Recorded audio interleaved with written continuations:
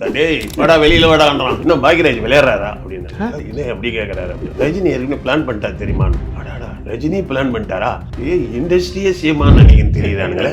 Retro show with Ramesh Khanna featuring V. Shekhar. Title sponsor Chennai Silks Archie Chilli Powder Mr. Gold powered by Periyar Maniamai Institute of Science and Technology Tanjavur. Daily taste the daily. நீ Bhagyaraj sir அசோசியேட்டா? ஏன்னா பாண்டியராஜனும் பாத்தியமும் ஏற்கனவே take up ஆயிட்டாங்க. சினிமால take up ஆயிட்டாக்கா நம்மள கடவுளாக்கிடுவாங்க. Bhagyaraj sir assistant எவ்வளவு மரியாதை தெரியுமா? எவ்வளவு சம்பளம் கொடுப்பாங்க? பாக்யராஜ் வேலை செய்யறியா? வாங்க வாங்க. அந்த மாதிரி ஒரு சூழ்நிலை. இன்னும் பாக்யராஜ் விளையாடுறாரா அப்படின்னு. இன்னும் எப்படி கேட்கறாரு. நான் ராமராஜ் கிட்ட அசோசியேட். ராமராஜ் வந்து இந்த நாட்டுல சிஎம் ஆக முடியும், வேற யாரும் ஆக முடியாது. சொல்லி வை அவரு. ரஜினி ஏற்கனவே பிளான் பண்ணிட்டா தெரியுமான்னு. அடாடா ரஜினி பிளான் பண்ணிட்டாரா? அப்புறம் வேற யாரெல்லாம் இருக்கீங்க? டி ராஜேந்திரன். அது ஒருத்தன் சொன்னா விஜயகாந்த் பக்கா பிளான்ல இருக்கிறாரு. இண்டஸ்ட்ரியே சேமான்னு நினைக்கிறேன் தெரியுது. இந்த கம்யூனிஸ்ட் புத்தின்னு ஒன்று இருக்கு இல்லையா? ஆமா, உனக்கு புரியுதுனா? கண்டிப்பா. நல்ல கதைகள்லாம் வச்சிருந்தேன், ஃபேமிலி கதை அதெல்லாம். இவனுக்கு மேலும் கோவம் வந்ததுல கதையை மாற்றி 10 கதை எடுத்து உள்ள வச்சுட்டு மக்கள் தாண்டா ஹீரோ அப்படின்னு படம் எடுக்கணும். இல்லப்பா ரஜினி சொல்லியிருப்பான், நான் சொல்றான். அவங்க இல்ல விஜயகாந்த் சொல்லியிருப்பான்னு நினைக்கிறேன். ஒரு விஜயகாந்த் சார் படம் போட்டுனாரு. போட்டேன்ப்பா நான் இல்லையா அந்த காந்த்.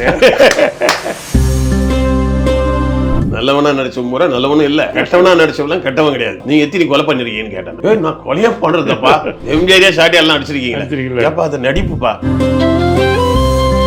இந்த மாதிரி வீரப்பா எந்த படத்துல நடிச்சான்? அவர் வந்து மகாதேவின்னு ஒரு படத்துல குழந்தைய மேல தூக்கி போட்டு அந்த கத்தியால இப்படி குத்துவான் தெரியுமா? அந்த பாவி இன்னுமா உயிரோட இருக்கிறான் அப்படின்னு. ஷூட்டிங் போனா மறுநாள் நைட்டு வந்து காலையில வந்து அந்த அம்மா கூப்பிட்டு இவனு 2 பேரும் வெளியில ஏத்துங்க. என்னன்னு கேட்டா, நம்ம வயசு பசங்க இவனுங்க வந்து வில்லனுங்க, என்ன ஆகுதுன்னு சொல்லுது பாது. இவங்களுக்கு வயசு 80-85, இமேஜ் இவ்வளவு மாசமாகும். இதுதான் அந்த படம் எடுத்தேன். அதை உடைக்கணும்னு தான் நான் எடுத்தேன். படத்துக்கு அப்புறம் எவனாவது படம் பண்ண கூடுவானா? லைட்டா கண் கலங்கிட்டு என்ன சொன்னாங்க, நீங்க நல்ல ஃபேமிலி படமா எடுத்தா ஓடி இருக்கான், குறைச்சி கிரேச்சி கம்யூனிஸ்ட் புத்தி நீங்க பண்ணிட்டு இப்படி வந்து மறுபடியும் வீட்டுல உட்காந்துட்டீங்களேன்னு வருத்தப்பட்டாங்க.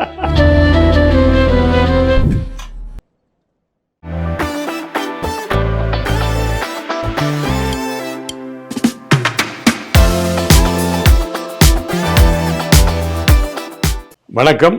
லிட்டில் டாக்ஸ் நேயர்களுக்கு என் மனமார்ந்த வாழ்த்துக்களை தெரிஞ்சுக்கிறேன். இன்றைக்கி நம்ம சந்திக்கிற ஒரு இயக்குனர், சூப்பர் ஸ்டார் ரஜினிகாந்த், கமலஹாசன் இப்படி பெரிய பெரிய படம் ரிலீஸ் ஆகிற நேரத்தில் சாதாரண ஆர்டிஸ்ட்டை வச்சு ஒரு பெரிய ஹிட் அடித்து அந்த படத்துக்கு டஃப் கொடுக்குற ஒரு டைரக்டர் அவர். அது மட்டும் இல்லை, சிவப்பு சிந்தனையாளர், முற்போக்கு எழுத்தாளர் சங்கத்தின் முக்கியமான ஒரு பொறுப்பில் இருக்கிறவர் இயக்குனர் வி. சேகர் சார் தான். வணக்கம் சார். வணக்கம் ரமேஷ். எங்கள் யூனியனில் ஒரு கரெக்டான அட்வைசர். பெரிய பிரச்சனை வரும், ஒன்று செல்லுமணியா சார் ஆகட்டும், யாரும் பாரதிராஜ் ஆகட்டும், பாலச்சர் ஆகட்டும், ஒன்று இவரை கூப்பிட்டு தான் கேட்பார் என்ன பண்ணலாம் எப்படி பண்ணலாம். இவர் ரொம்ப சாஃப்டாக அந்த பிரச்சனை சால்வ் பண்ணிடுவார். உங்கள் படங்கள் எல்லாம் உங்களுடைய அந்த சித்தாந்தம், சிவப்பு சித்தாந்தம், கம்யூனிஸ்ட் சித்தாந்தத்தை பற்றி வெளிப்படுற மாதிரி கேரக்டர் வச்சுருவீங்க. ஜெய்சங்கர் சார் சிவப்பு துண்டு போட்டு வருவார், இல்லைன்னா ராஜேஷ் சார் வருவார்.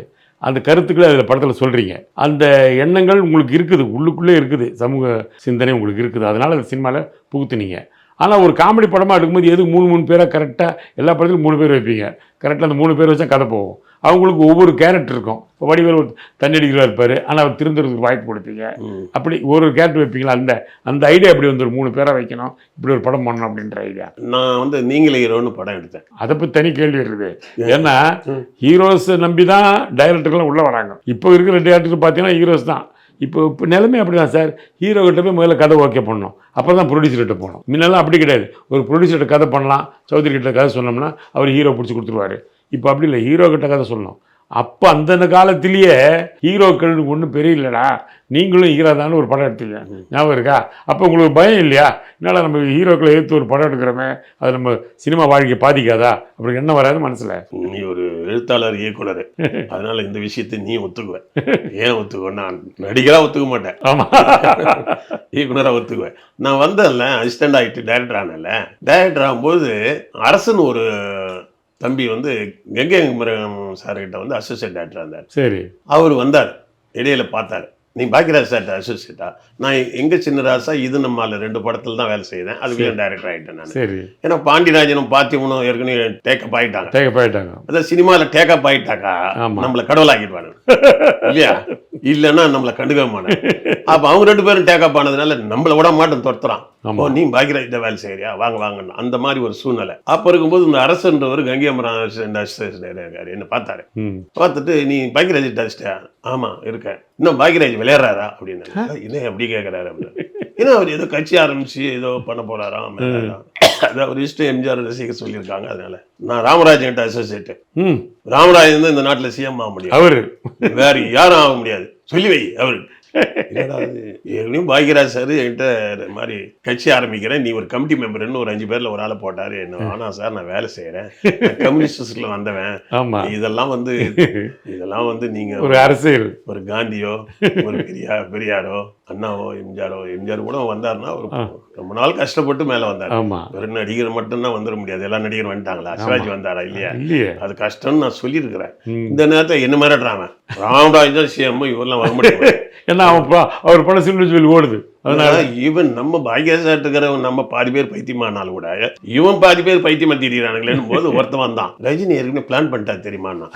அடாடா, ரஜினி பிளான் பண்ணிட்டாரா? அப்புறம் வேற யாரெல்லாம் இருக்கீங்க? டி ராஜேந்திரன். அது ஒருத்தன் சொன்னோம், விஜயகாந்த் பக்கா பிளான்ல இருக்கிறாரு. இண்டஸ்ட்ரியே சேமான்னு நினைக்கிறேன் தெரியுறாங்க. இது என்ன பண்றதுன்னு நான் அது வரைக்கும் நல்ல படமா குடும்ப படமா எடுக்கலாம் பாக்கியராஜ் சார் மாதிரி நினைச்சிட்டு இருந்தவன், இந்த கம்யூனிஸ்ட் புத்தின்னு ஒன்று இருக்கு இல்லையா? உனக்கு புரியுதுன்னா கண்டிப்பா வேற ஒருத்த இப்ப நம்ம நடந்து போற இடத்துல 2 பேருக்கு சண்டை போட்டுவிட்டா என்ன பண்ணுவான்? குத்திக்கிட்டான்னா நம்ம வேலையை பார்ப்போமான்னு போயிடுவோம். அதே புரட்சி வேலையா என்ன பண்ணுவான்? எந்த வேலையா இருந்தாலும் இந்த இந்த பிரச்சனைகளை தலையிட்டு முடிச்சுட்டு போவோம்ல. அந்த மாதிரி நான் ஒரு பெரிய டைரக்டர் ஆகி காசு சம்பாதிக்க வேண்டிய ஆளு. உனக்கு பாக்கியராஜ் சார் அசிஸ்டன்ட்னா எவ்வளவு மரியாதை தெரியுமா? எவ்வளவு சம்பளம் கொடுப்பாங்க? என்ன வந்து நிறைய பேர் பாக்குறாங்க. அப்படி இருக்கும்போது நான் என்ன பண்ணிட்டேன், கெட்ட நேரமா நல்ல நேரமா தெரியல, நல்ல கதைகள்லாம் வச்சிருந்தேன், ஃபேமிலி கதை அதெல்லாம் விட்டு இன்னும் இவன் இஷ்டத்துக்கு எல்லாம் சிஎம் ஆகலாம்னு நினைக்கிறாங்க. இது ரொம்ப வம்பா இருக்குது. எனக்கு வந்து ரொம்ப காமராஜர் எனக்கு ரொம்ப பிடிக்கும், அது அண்ணா பிடிக்கும், காந்தி, பெரியார் இதெல்லாம் கொஞ்சம் பிடிக்கும். எம்ஜிஆர் சினிமாவில் கொஞ்சம் பிடிக்கும். என்னன்னா அவர் உழைச்சி மேலே வந்தவர். கலைஞர் ஒரு எழுத்தாளர்னா ஒரு அளவுக்கு பிடிக்கும். இவங்கெல்லாம் 50-50% தான், முழுசா அவங்களுக்கு தான் எனக்கு பிடிக்கும். இப்படி இருந்த நானு அது கம்யூனிஸ்ட் கட்சிக்காரன். இவனுக்கு மேலும் கோவம் வந்ததால கதையை மாற்றிவிட்டேன்.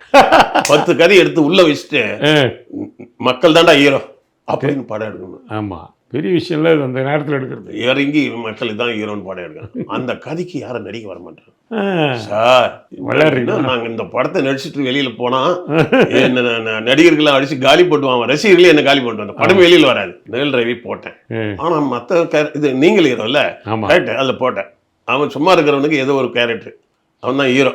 சரி, அவன் வந்து சிஎம் ஆகணுன்ற என்னை துடிப்புக்கிறான். ஆனால் கமர்ஷியல் ஆர்டிஸ்ட்லாம் வேணும்ல. ஆமாம், என்ன பண்ணுறதுன்னு நினைக்கும் போது நான் நம்பியார் என்ன பார்த்தேன். எங்கள் என்ன லெலின் சார் இருக்கார்ல, என் மூலியமாக அது பழக்கம், ஸ்டுடியோக்கெல்லாம் போவார். இந்த மாதிரி நான் ஒரு கதை வச்சிருக்கிறேன். சினிமாவில் நல்லவனா நடிச்ச முறை நல்லவனும் இல்லை, கெட்டவனா நடிச்சவெல்லாம் கெட்டவன் கிடையாது. உண்மைதான். நீங்க எத்தனை கொலை பண்ணிருக்கீங்கன்னு கேட்டேன். நான் கொலையா பண்றதப்பா இல்ல, நீ தான் படத்துல ஏகப்பட்ட கொலை பண்ணிருக்கீங்களே, எம்ஜிஆரியா ஷாட்டியா எல்லாம் அடிச்சிருக்கீங்களே, அது நடிப்புப்பா, ஆனா ஜனங்களுக்கு தெரியாத. ஆமா, அது என்னமோ உண்மைதான்பா. நான் அந்த இது எங்கள் வீட்டு வேலை படம் பார்க்கும்பொழுது என் பொண்டாட்டி அழிச்சுக்கிட்டு அந்த படம் நல்லா ஓடுது. நான் போனேன். போகும்போது நான் இது போட்டுக்கிட்டேன், நம்பியாருன்னு தெரியாமல் என் ஒய்ஃப் அழிச்சிட்டு போய் இந்த தேட்டரில் உட்காந்தா படம் ஓடுது. எம்ஜிஆர் நான் சாட்டையால் அடிக்கிறேன். அந்த இடம் வரும்போது ஒருத்தர் சொல்கிறான், டேய் வாடா வெளியில் வாடான்றான். யாரா? என்ன நம்பியார்? என்ன படத்தில் இருக்கிறவன உன்னை கொலை பண்ணா? என் ஒய்ஃப் சொல்ல, ஏங்க கூட்டு வந்தீங்க, நீ தான் தெரிஞ்சு அடிச்சுட்டு போகிறாங்கன்றாங்க. பயப்படுதல, நான் வேற இது கட்டிட்டு இருக்கிறேன், நான் தெரியாம இல்லையா, யாரும் தெரியாம கட்டிட்டு இருக்கிறேன். இன்டர்வியூ என் ஒய்ஃப் இங்கே இருந்து நீ தான் தெரிஞ்ச பிச்சுடுவானுங்க, கோபப்படுறான். ஆமா, தலைவர் வேலையை கை வச்சுக்க நீ பாரு அப்படிலாம் மெட்டானுப்பா. சரி, உண்மையிலேயே நீங்க ரவுடி சார் என்ன? அப்ப என் ஒய்ஃபை கேள்வி அப்படி. அதாவது அவர் அப்பயே என்ன சொன்னார்னாக்கா, நான் அவர் ஏவிஎம்ல வருவார் ஷூட்டிங்கு. அப்போ கேட்கும்போது நான் இப்போ எனக்கு என்னடா சாப்பாடு கொண்டு வந்துன்னு கேட்குறேன். வெஜிடேரியன்பா, நான் ஆன்மீகவாதி, நான் ஐயப்பன் கோயிலுக்கு இது விரதம், எனக்கு இதில் நான் பொண்டாட்டி ஷூட்டிங்கில் கொண்டு வந்து சமைச்சு கொடுத்தா தான் சாப்பிடுவேன். ஆமாம், குருசாமி அவர். என்ன சார் வித்தியாசமா இருக்கு, படத்தில் இப்படி நடிக்கிறீங்களே அப்படின்னு. சரிப்பா அவரு நல்லவராக நடிக்கிறார் போது நமக்கு ஒரு கேஷம் கிடைக்குது, ஆமா சரி நடிச்சுட்டு போகணும். அண்ணா ஏனுங்க அண்ணா உங்களை கொலகாரனா பார்க்குறான் தான் மக்களுக்கு புரியல, நான் என்னத்த பண்ணுறது அப்படின்னாரு. என் படத்தில் நடிக்கிறீங்களா சிரிக்கிறாரு. ஏன் வயசான காலத்தில் ஒரு பெரிய கேரக்டர் கொடுத்தேன் அப்படின்னு அவனுக்கு பிசினஸ் ஆமான்னு ஆமா இன்னும் எனக்கு கேட்டிருக்கேன் அவர்கிட்ட. அப்புறம் நான் சொன்னேன் ஆமாண்ணா. உடனே என்ன பண்ணிட்டேன், அவர் வந்து நடிக்க வச்சுட்டேன். அதே போல வீரப்பா இருக்கார்ல, ஆமா பேசியிருப்பா அவரையும் அவர் நடிக்க. பயங்கர ஏன்னா அவர் வந்து ஏற்கனவே ஷூட்டிங்ல ஏற்கனவே நான் சின்ன வயசுல இருக்கும்போது அவர் ஏவிஎம்ல இருந்தாரு. இந்த ஊர்ல ஷூட்டிங் பார்க்கறதுக்கு ஆசைப்படுவாங்களே, அதுங்க ஆமா வந்துச்சுங்க. ஆமா நான் இவர் தான் வீரப்பா அப்படின்னு நான் சொன்னேன். வீரப்பான இவர் கதை சட்டை போட்டு இருந்தாராங்க. எப்போ அந்த சாதாரண நேரத்துல கதை சட்டை தான் போட்டுருப்பாரு, என்ன மாதிரி போட்டுருப்பாரு. ஆமா நான் அவங்ககிட்ட சொல்லும்போது இவரும் நடிகர் தான் அப்படின்னு அந்த வந்த ஆளுங்கிட்ட சொன்னேன். நடிகர்னா என்ன நடிகர் அப்படின்னு கேட்டாங்க. வீரப்பா இந்த மாதிரி வீரப்பா எந்த படத்துல நடிச்சான் அப்படின்னு கேட்குறாங்க எல்லாம். அது ஒரு வயசான அம்மா ஒன்று இருந்தது. அவர் வந்து மகாதேவின்னு ஒரு படத்துல குழந்தைய மேலே தூக்கி போட்டு அப்படி கத்தியால் இப்படி குத்துவான் தெரியுமா, அந்த பாவி இன்னுமா உயிரோட இருக்கிறான் அப்படின்னு திட்டுன ஒண்ணு இவரு ஹான்னு சிரிச்சாரு. இவர் சிரிப்பு எப்படி இருக்கும்? ஆமா அதே சிரிப்பு தான், அதே சிரிப்பு. இதெல்லாம் பிச்சு ஓடிச்சு அந்த பெண்கள்லாம். ஏன்னா உண்மையிலே என்ன வில்லன்ட்ட கொண்டு வந்து அவன் கொலகாரங்கிட்ட கொண்டு வந்து சொன்னாரியா அவங்க எல்லாம் நடிப்பு தான்மானே. அப்ப இந்த ஜனங்களுக்கு இன்னும் உண்மை தெரியல. அதுக்காக எம்ஜிஆர் கட்டவரும் நான் மற்றவங்களாம் நல்லவன் நான் சொல்லல. உண்மை நடிப்புன்றது வேற. நம்பியார் வீரப்பெல்லாம் வில்லன்னு இல்லை, நல்லவங்க தான். உடனே அவங்களே வச்சு படம் பண்ணுறதுன்னு முடிவு பண்ணி ஷூட்டிங்லாம் நான் பண்ணி ஷூட்டிங்லாம் கூட்டு போயிட்டேன். ஷூட்டிங் போகிற இடத்துல போயிட்டே இருக்கும்பொழுது ஒரு கிணத்தாண்ட வந்து நம்பியார் என்ன கேட்டார், நான் நடிக்க தயாரிப்பா அப்படின்னு. ரொம்ப குழந்தை மாதிரி அவங்க ரெண்டு குழந்தைங்களை ஸ்கூலுக்கு கூட்டு போகும்ல நர்சரி, அந்த மாதிரி தான் என் வண்டியில் தான் வருவாங்க. சொல்லிட்டு உனக்கு என்ன என் துணிச்சலா இருக்கு, நீ கம்யூனிஸ்ட் அப்படின்னு கேட்டாங்க. ஆமாண்ணா ஒன்றும் இல்லை ஒன்றும் இல்லை, கிணத்தாண்ட தண்ணி கொடுக்கணும்னு ஆசையா இருக்குதுன்னாரு. அவருக்கு தண்ணி தான் பாட்டில் வாங்கி கொடுக்க போறோம், எல்லாம் வாங்கி கொடுக்க போறோம். கிணத்து தண்ணியில தண்ணி ஊத்துறாங்களே, சேர்ந்துறாங்களே, வண்டியை நீத்தின்னு ஜில்லுன்னு இருக்கும், அதை வாங்கி சாப்பிடலான்றாரு. யாரு வீரப்பா. உடனே சரின்னு வண்டியை நீத்திட்டு இறங்குறாங்களா அந்த இடத்துல போயிட்டு இவர் ஐயப்பன் ட்ரெஸ்ல இருக்கிறாரு. யாரு நம்ம நம்பியாரு. இவர் வீரப்பா ஒயிட்டில் இருக்காரு. ரெண்டு பேரும் போயிட்டு தண்ணி கொடுக்குறாங்க. குடிச்சு உடனே அப்படியே குடிச்சு குடிக்கிறாங்க. அதில் ஒரு பொம்பளை ஏதோ ஊற்று பார்த்தது. அதை இந்த நாள் எங்கேயோ பார்த்த மாதிரி இது அப்படின்னு. உடனே அவங்க வந்து இல்லைங்க அவன் சிம்பல் அடிக்கிறோம் அப்படின்னு. அவங்க அப்படியே அந்த இது உள்ள விட்டாங்க. அந்த பயத்தில் ஓட்டு போயிட்டாங்க. என்னப்பா நம்ம தண்ணி கூட கொடுக்க மாட்டாங்க பொழுது, என்னது எப்படி இருக்குது மாதிரி இமேஜ் அப்படின்னு. இந்த இமேஜோட நாங்கள் போகிறோம். போய் இவங்க வீட்டில் தங்க வைக்கிறேன். இவங்க ரெண்டு பேரும் என்ன சொல்கிறாங்க, எனக்கு ஹோட்டல்லாம் வேணாம், அதெல்லாம் வந்து கண்டவங்களாம் படுக்கிற இடம் அந்த இடத்துல நாங்களாம். அவங்க இவர் அம்மனுக்கு வந்து பிரார்த்தனையில் இருக்கிறாரு. அம்மன் வருது அவர் ஐயப்பன் வருதான். ஆமா ரெண்டு பேருமே பாத்தீங்கன்னா ஒண்ணு பேரும் இந்த ட்ரெஸ்ல இருப்பார், மஞ்சள் ட்ரெஸ்ல, அவர் கருப்பு ட்ரெஸ்ல இருப்பாரு. ஷூட்டிங் வரும்போது தான் மாறுவாங்க. அதனால வீட்டுல தூய்மையா இருக்கணும். ப்ரே பண்ணுவாரு பேரான. இவங்களாம் ரெண்டு பேரும் எடுத்து ரூம்ல வச்சு எல்லாம் பண்ணிட்டேன். ஒரு பனியார் வீடு தான், எல்லாம் ஓகே. ஷூட்டிங் போனோம். மறுநாள் நைட்டு வந்து காலையில வந்து அந்த அம்மா கூப்பிட்டு இவங்க ரெண்டு பேரும் வெளியில ஏற்றுங்க. என்னன்னு கேட்டா பேர குழந்தைங்க ஏதோ ஷூட்டிங்காக லீவ் போட்டு நாளை நாள் அங்கே வந்தது. நம்ம ஷூட்டிங் பார்க்க தான் பார்த்துட்டாங்க. வரும்பொழுது இவங்க ரெண்டு பேரும் வந்து என்ன சொல்றாங்கன்னா, அந்த பாட்டி நம்ம வயசு பசங்க, இவனுங்க வந்து வில்லனுங்க, என்ன ஆகுறதுன்னு சொல்லுது பாது. இவங்களுக்கு வயசு 70-75. இவங்க பண்ணுவாங்களாம். ஆமா படத்துல என்ன பண்ணிருக்காங்க, எல்லா படத்துலயும் கெட்ட பசங்கப்பா. அடங்க நான் உடனே அவங்களுக்கு வேற ஒரு இடத்துல வச்சு என்ன பண்றது, அது இமேஜ் இவ்வளவு மாசமா இருந்தாங்க. இதுதான் அந்த படம் எடுத்தேன். அதை உடைக்கணும்னு தான் நான் எடுத்தேன். கரெக்ட், பெரிய விஷயம். அந்த படம் வந்த உடனே கண்டிப்பா வந்து பாத்தீங்கன்னா ஆதி உடஞ்சிடுச்சு. அந்த படம் வந்து எல்லாருக்கும் ஒரு திருப்தி கிடைச்சிச்சு. அவர் இனிமே நம்ம ஹீரோ தேவையில்லடா, சும்மா தான் ஹீரோ. நிறைய பேருக்கு தெரிஞ்சு அந்த படம், நிறைய விளக்கங்கள் வந்து எல்லாருக்குமே. அது விளக்கி வேறு விமர்சனம் நல்லா எழுதியிருந்தாங்க. விமர்சனம் நல்லா எழுதியிருந்தாங்க. ஆமா, அதுக்குள்ளே என்ன பண்ணிட்டாங்கன்னா, இந்த சில பேர் வந்து ஏய் நம்ம தலைவர் திட்டிக்கிறான், அந்த தலைவரை திட்டிக்கிறான். அவங்க ரஜினி ஆளுங்க வந்து படம் பார்க்குறாங்க, ஆளுங்களை விட்டு எப்படி நம்மள சொல்லியிருக்கானா. அதில் காந்தின்னு வேற வச்சுட்டேன் ஒரு ஆளை, யாரோ ஒருத்தர். இல்லப்பா ரஜினி சொல்லியிருப்பான், காந்தின்னு சொல்றான். அவங்க இல்லை விஜயகாந்த் சொல்லியிருப்பான்னு நினைக்கிறேன். ஒரு விஜயகாந்த் சார் படம் போட்டிருந்தாரு. போட்டேன், எப்பா நான் இல்லையா அந்த காந்த் இல்லைன்னா இது ஜென்ரல் எல்லாம் ஃப்ரெண்டு தானே, நம்மள யூனியன்ல இருக்கா அப்படின்னு சொல்லிட்டு விஜயகாந்த் சார் ஜென்ரல் தான் பேசுவேன். நல்லா பண்ணேன். அப்புறம் அந்த படத்துக்கு அப்புறம் எவனாவது படம் பண்ண கூடுவான். அதான் நான் கேட்டேன், அந்த தைரியம் வந்து ஒரு ஹீரோ டேட் கொடுக்க மாட்டானே, என்ன ஹீரோவிலே தாக்கிருக்கீங்க. அந்த படத்துக்கு பேர் பத்திரிகையாளர்லாம் சொன்னாங்க. ஆனா படம் ஓடல. நம்ம ஒரு செட்டு தானே, பாண்டியராஜன் பாக்கியராஜ் பார்த்திபன் கார் வைக்கிட்டு புசு புசுன்னு ஓடிட்டு இருக்கானுங்க. நமக்கு நான் அது இல்லை, மறுபடியும் சைக்கிள்ல மறுபடியும் போய் கார்பரேஷன் வேலையில் சேர்ந்துட்டேன். இவங்க வீட்டில் இருக்கிறவங்க வந்து அழறாங்க. என்ன சொன்னாங்கன்னா, உங்க கூட செட்டு தானே பாண்டியராஜன் பாக்கியராஜ் எல்லாம் எங்க இருக்காங்க ஓடுது, கார்ல போறாங்க, நீ இன்னும் மறுபடியும் சைக்கிள் இந்த 150 ரூபாய் சைக்கிள் அது கீ இங்கேயும் நாங்கள் வரும்போது சத்தம் கேட்கும். அதுலேயே போய் வேலைக்கு போயிட்டேன் நான். வேலைக்கு போன பிறகு ஒரு நாள் வந்து கரெக்டாக அது தீபாவளி அன்னைக்கு சாப்பிடும்போது எங்கள் வீட்டில் அவங்களுக்கு ஒரு லைட்டாக கண்ணில் லைட் என்னென்னா, நீங்கள் கஷ்டப்பட்டு சினிமாவில் பாக்யராஜ்கிட்ட இடம் கிடைக்கிறது கஷ்டம், லலின் சார் பழக்கம், சினிமாவில் போனீங்க, அதில் போய் நீ எல்லாம் பண்ணி புரட்சி கிரச்சி கம்யூனிஸ்ட் புத்தி நீங்கள் பண்ணிட்டு இப்படி வந்து மறுபடியும் வீட்டில் உட்காந்துட்டீங்களேன்னு வருத்தப்பட்டாங்க. சரி என்ன பண்ணணும்னு கேட்டேன். ஏன் நீங்கள் 2 வருஷம் திருப்பி கார்பரேஷனுக்கு போகிறேன், கார்பரேஷன்லேயே வேலையை செய்கிறேன். நிறைய பேர் ஒரு சிலர் இந்த இந்த இந்த கொஞ்சம் புஷாலிங்க. அவன் பேப்பரில் ஏதோ ஒரு படம் ஏதோ ஒன்று வந்தது, விஜயசேகர் நீ அப்படின்னா, ஆமாம் சார் ஏன் வந்துட்டேன் இந்த மாதிரி படம் எடுத்து அனுப்பிச்சுடுவானுங்களே அப்படின்றாரு. அவங்களுக்கு நிலைமை அப்படின்னு. உடனே என்ன பண்ணேன்னா, இன்னொரு தடவை ட்ரை பண்ணுன்னு சொன்னாங்க சினிமாவுக்கு. நான் வந்துட்டேன் 2 வருஷம் ஆயிடுச்சு, யார் திருப்பி கூப்பிடுவான் அப்படின்னு. அவங்க வந்து ஒரு தீபாவளியில் அப்படியே வந்துட்டு ஒரு கண் கலங்கிட்டு என்ன சொன்னாங்க, நீங்கள் நல்ல ஃபேமிலி படமாக எடுத்தால் ஓடி இருக்கோம், இந்த மாதிரி படம்லாம் புரட்சியெல்லாம் லேட்டாக செய்யலாம். சூப்பர் ஃபேமிலி படம்லாம் யாருமா, இப்போ விசு சார் நல்லா படம் எடுத்தாரு, அவரே இப்போ கொஞ்சம் சும்மா தான் உட்காந்துருக்காரு இல்லையா. ஆமாம். அப்புறம் ஃபேமிலிக்கெல்லாம் ட்ரெண்டு குறைஞ்சிச்சுன்னு இல்லை, நீங்கள் காமெடியெல்லாம் நல்லா பேசுவீங்களே, அதே பண்ணி கொஞ்சம் ஃபேமிலியாக கொஞ்சம் பண்ணுங்க. என்னத்த பண்ணுறதோ, பொண்ணு கொடுத்து மாட்டிக்கிட்டு உங்கள் அப்பா பற்றி எடுக்கலாம், மாமனார் பொண்டாட்டி பற்றி எடுக்கலாம், கஷ்டம். ஆமாம். எவ்வளோ நேம் வந்து பாவம் கஷ்டப்பட்டு சம்பளத்துக்கு, நான் என்னை பற்றி எடுக்கலாம், வேற என்னத்தை எடுக்கணும். இது 3 வச்சு குழைச்சி ஒரு தீபாவளி சாப்பிட்டுட்டு இருக்கும்போது சும்மா ஒரு 4 வரி கதை சொன்னேன். பொண்டாட்டி மாமனார் இதுன்னு நல்லா இருக்க இதே எடுங்களேன்னு சும்மா தூண்டி விட்டேன். ஏன்னா பொண்டாட்டி சும்மா சொல்லுதான் காட்டின்ட்டு வெளியில் போய் சும்மா ஒரு கதையை சொன்னேன், அதை ஓகேன்ட்டானுங்க. அதான் நான் படித்த மாப்பிள்ளை. அதான் சூப்பர் இல்லை. அந்த படம் 100 நாள் ஓடி, தெலுங்குல 100 நாள் சில்வர் ஜூப்ளி ஓடி, கர்நாடகாவில் ஓடி, இந்தியில் ஓடி, பெங்காலில் ஓடி, ஓவர் நைட்டில் காரு வீடு சூப்பர் எல்லாம் வந்துருச்சு. ஆமாம்.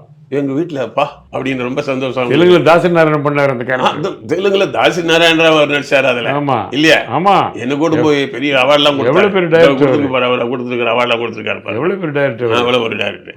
அப்படிலாம் பண்ணும்பொழுது எனக்கே ஆச்சரியமா இருக்குது. புரட்சிகரமாக ஒன்று சொன்னோம், சுமாராக போச்சு. இது ஏதோ ஒரு சாம்பிளுக்கு பொண்டாட்டிக்கு கொஞ்சம் தொல்லை தாங்காமல் ஒன்று பண்ணுமே. ஆமா.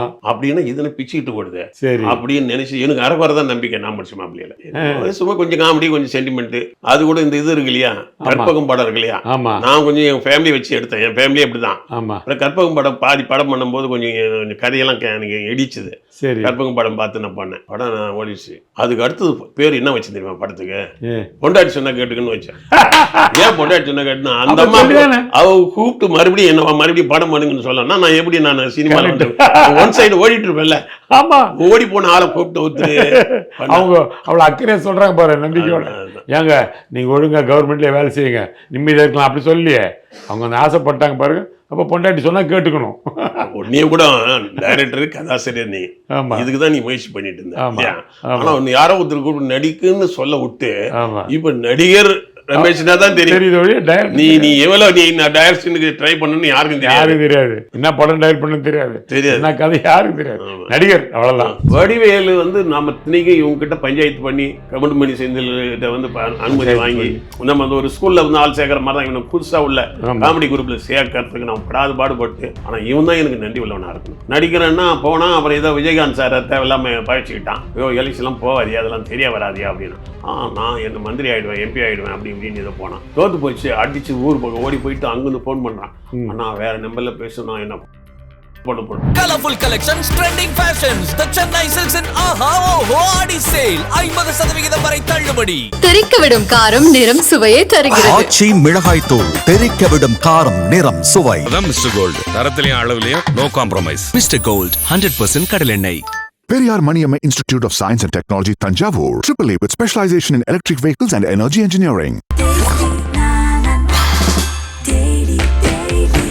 Taste Daily. Taste the Daily.